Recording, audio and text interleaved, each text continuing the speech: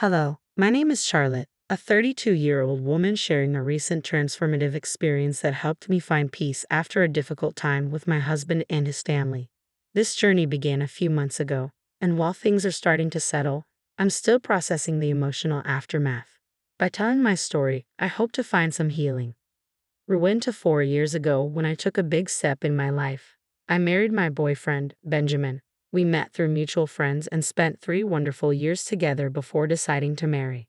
Benjamin was charismatic, always the life of any gathering, caring, generous, and coming from an affluent background with a successful career.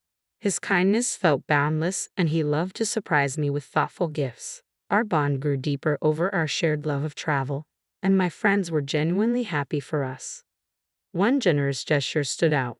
For my college graduation, Benjamin surprised me with a brand new laptop. I felt both grateful and slightly uncomfortable as it highlighted the financial gap between us. Benjamin, I'm just a student, I'd say, trying to broach the subject. I can't keep up with this level of spending. Let's at least split some costs. But he would just smile, shrugging off my concerns, assuring me that it was normal for him to spoil me just as his friends did with their partners. Eventually, I accepted his gestures, though I always contributed however I could.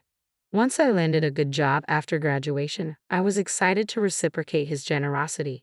We began splitting expenses more evenly, even discussing the idea of moving in together. One day, Benjamin suggested, "Why don't you move in with me? I inherited my grandfather's house, so there's no rent. We can share the other costs to keep things fair." Although I was a bit hesitant, he convinced me it would be best for both of us. With that, we started a new chapter together, balancing our finances in a way that reflected our different income levels. Then came the moment to meet Benjamin's family, who lived far from us. Because of his work commitments, I found myself hosting his family alone. Before their visit, Benjamin warned me they could be judgmental but didn't offer much detail, only advising me to smile and not to take any hurtful comments personally. Hoping for a pleasant encounter, I prepared for their arrival. But from the moment his parents and sister walked through the door, the atmosphere felt tense. Their disapproval became obvious, voiced openly. "So, you're the woman Benjamin's been seeing," his mother, Susan, remarked, casting a scrutinizing glance around. "I didn't expect you'd be living here. Do you pay rent?" Trying to maintain my composure, I explained, "The house is fully paid for by Benjamin, but we share all other expenses equally." Susan didn't seem satisfied. "Just because the house is paid for doesn't mean you can freeload," she retorted. "This is Benjamin's house, not yours. Remember that." Her words were cutting, and the conversation only became more uncomfortable. Benjamin's sister, Kelly, wasn't any warmer. She barely spoke to me, instead making pointed references to her marriage to a billionaire, perhaps to establish her perceived superiority. My attempts to connect with her were met with dismissive responses. Throughout their visit, Benjamin offered no support. In fact, he almost seemed to side with them. His parents criticized my spending habits, particularly my purchases of makeup and skincare, labeling them frivolous for someone with limited financial contribution. They seemed skeptical of my independence, and Benjamin had apparently fueled their perception, portraying me as a struggling student when we first met, as if to downplay my growth since then. It was a tough and eye-opening experience, one that made me question my relationship with Benjamin and the dynamics within his family. I had been dependent on Benjamin at the start of our relationship, but his portrayal of me felt exaggerated and misleading, almost as if he wanted to reinforce his family's negative opinions. While Benjamin had indeed supported me financially early on, we had since adjusted our finances to split costs equally. Yet in front of his family, he remained silent, almost complicit in their disapproval, making the entire experience deeply unsettling. When I tried to explain this to Benjamin, reminding him that I had always lived modestly and that any luxury items I owned were gifts from him, gifts I'd often advised against due to their extravagance, he brushed it off. He defended his lavish spending, saying it was part of his social status, as if his generosity was more about his image than about genuinely caring for me. After his family left, I confronted him about their harsh comments, but he dismissed my concerns. "Don't take it to heart, Charlotte," he said casually. "They didn't mean it seriously. You're overreacting." His refusal to acknowledge the problem left me feeling alone in my frustration. 6 months later, Benjamin proposed. Despite my reservations, I accepted, and we began planning an engagement party. agreeing to share the expenses equally. By then, I had started a small business, a project I found personally fulfilling, though Benjamin barely showed any interest. To him, it seemed insignificant, but to me, it represented independence and accomplishment. For the engagement party, I even covered the plane tickets for my extended family to make sure they could attend. But as soon as the celebration began, familiar criticisms emerged. "You shouldn't have spent so much on this party, Charlotte," Susan chided. "You're draining Benjamin's funds before you're even married. At this rate, you'll end up with a backyard wedding." Their biting remarks cast a shadow over what should have been a joyful occasion. Feeling defensive, I spoke up. Yes, the party was lavish, but Benjamin and I agreed on this together. I paid my share, and he was just as enthusiastic about inviting so many guests. However, the criticisms didn't end there. Susan accused me of pushing Benjamin to spend beyond his means, while Kelly insinuated that she knew the kind of person I was and suggested I should have been more considerate. Overwhelmed, I stepped outside for air, only to overhear Kelly and her husband, Mason, mocking me. It felt as though my engagement party was unraveling, and Benjamin, oblivious to the cruelty of his family, did nothing to defend me. As I looked back at the scene, I realized how isolated I felt in my own celebration, wondering if Benjamin's silence and his family's judgment were signs of a larger issue I had overlooked. I found myself unemployed, which painted me as dependent rather than the self-sufficient woman I truly was. My mother, who had raised me single-handedly and understood the importance of financial independence, noticed my growing distress. With a protective concern, she urged me to reconsider the engagement, pointing to the relentless harsh comments from Benjamin's family. After the engagement party, I decided to confront Benjamin about everything that had transpired. He dismissed my worries, insisting that his family was just joking and assuring me that financial issues were irrelevant because he loved me. Determined to take charge, I expressed my desire to contribute more significantly to our finances, including paying rent. Yet again, Benjamin brushed off my concerns as we moved forward with wedding plans. The mounting stress became almost unbearable. Benjamin's parents were relentless, criticizing every decision I made and accusing me of putting financial strain on their son. Their constant scrutiny made the engagement period a living nightmare. I explained that everyone, including my mother, was contributing to the wedding expenses, but Susan harshly accused me of exploiting Benjamin, labeling me a gold digger. Determined to defend myself, I approached Arthur, Benjamin's father. "Arthur, I'm not asking for any financial help. We can fully finance the wedding ourselves," I assured him. Despite my efforts to clarify, Kelly continued her sharp critiques, especially targeting the cost of my wedding dress and makeup. This entire experience underscored the stark differences between my values and Benjamin's family's expectations, forcing me to deeply reconsider our future together. Even though I carefully explained that my mother had covered many of the wedding expenses, the ceremony itself went smoothly. However, the reception was tainted by Susan and Arthur's relentless criticisms. They accused me of mismanaging their son's finances, completely disregarding my attempts to explain and defend my actions. Their unwavering determination to tarnish my reputation left me feeling powerless. Choosing peace over confrontation, I remained silent, refusing to let their negativity ruin our special day. A few months after the wedding, Benjamin received a significant promotion at work. Eager to celebrate his achievement, he planned a grand family dinner, and I was excited to make the occasion even more memorable. I volunteered to cover the entire event, expressing to Benjamin how proud I was and my desire to create a perfect evening for him. I explained that my business was thriving and that I had access to resources from a trust fund set up by my maternal grandfather. With great care and attention to detail, I organized the dinner, hoping to showcase my support and love. However, when Benjamin's family arrived, it was immediately clear they were displeased. Their disapproval was palpable, even as other guests reacted positively to the celebration. When it came time for speeches, Susan took the floor with a commanding presence.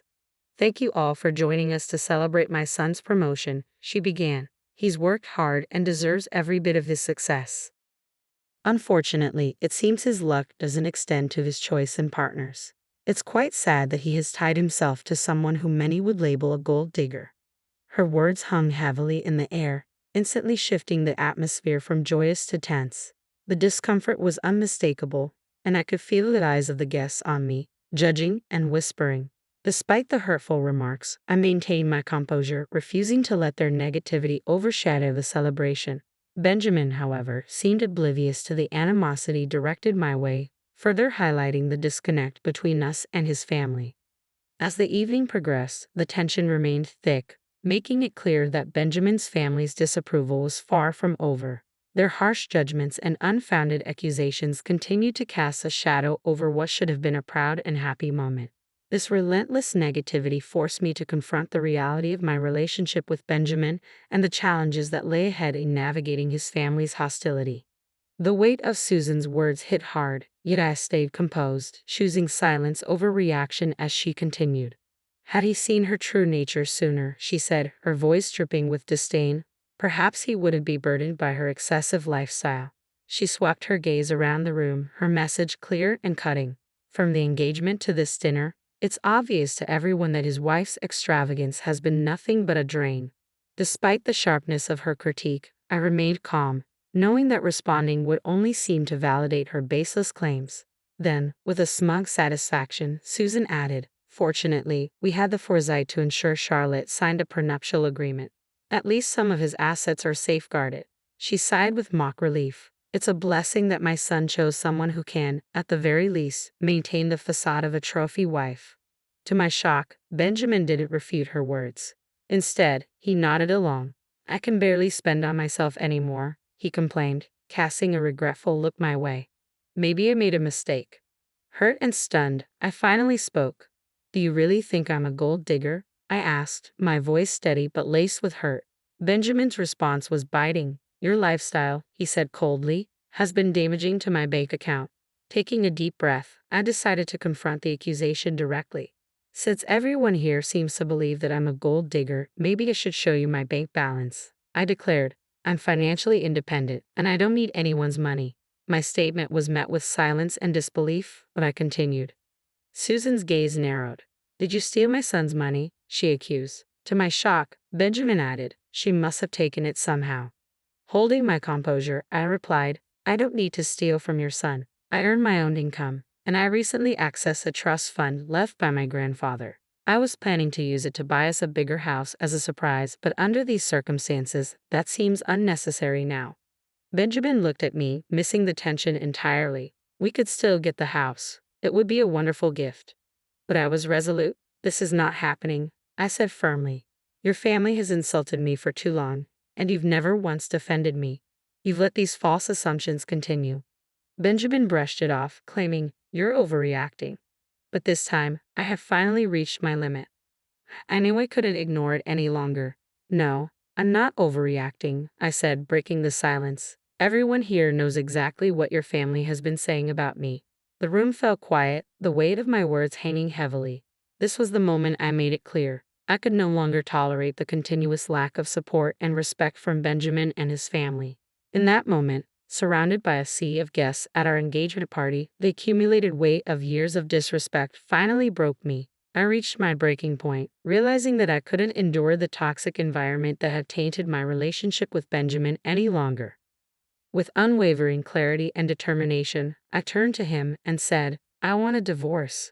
As Benjamin stumbled over words of protest, my mother stepped in firmly. "You've never defended my daughter," she stated, her voice calm and resolute.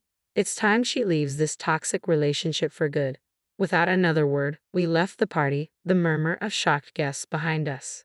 My decision was final. My mother's unwavering support closed this painful chapter in my life. That night, I returned to our shared home, packed my belongings, and ignored Benjamin's calls. I muted my phone and sought refuge at my mother's house. The very next day, I contacted my cousin, a lawyer, to begin the divorce proceedings. With a prenuptial agreement already in place, I knew it would be a straightforward process that would safeguard my assets. But things escalated when Benjamin and his family showed up at my mother's doorstep, demanding to speak with me. My mother, ever the pillar of strength, instructed them firmly to leave. Meanwhile, Benjamin's messages swung wildly between tearful apologies and unsettling threats, all of which I documented. If necessary, I was prepared to seek a restraining order. At one point, he even tried to confront me at my office, but security escorted him out after I alerted them. This incident only reinforced my resolve. I decided to step away not just from my relationship but also from my job. My thriving business meant I no longer needed the position, and I was ready to prioritize peace and dignity over wealth. I handed in my resignation that day, determined to move forward. A week later, I served the divorce papers to Benjamin at his workplace, only to learn that he'd already heard about my resignation. Former colleagues informed me that he continued to reach out, sending flowers and gifts to my mother's house. But I remained resolute, fully committed to starting anew. With my mother's unwavering support, I found a new refuge, a quiet home in a neighboring state where I could start fresh, free from the shadows of my past. As I awaited the finalization of the divorce, the judge expedited the proceedings thanks to our clear prenuptial agreement. During the 6 months of our separation, I took time to regroup and mentally prepare for the next chapter. I settled comfortably into my new home, changed my phone number to break contact with Benjamin, and began to savor the tranquility and independence of my new life. Occasional updates trickled in, revealing that Benjamin's life was unraveling. He blamed his parents for our divorce and struggled professionally as colleagues distanced themselves and his superiors frowned upon the drama he brought to his workplace. His parents made things worse by spreading baseless rumors about me, but thankfully, these falsehoods didn't gain traction. In stark contrast, my life flourished. I threw myself into expanding my business and embraced the freedom and possibilities that came with my newfound autonomy. Slowly, I began to socialize again and cautiously stepped back into the dating scene. Though Benjamin's behavior had left scars, I remained optimistic, hopeful that I could heal and eventually find someone who would truly value and respect me. The hardship I endured because of Benjamin's actions had caused me immense pain, but it had also forged a newfound strength within me. Moving through and beyond these challenges propelled me into a future brimming with opportunities and personal growth. I now look forward to what lies ahead, confident in my resilience and clear on what I want in relationships and in life itself.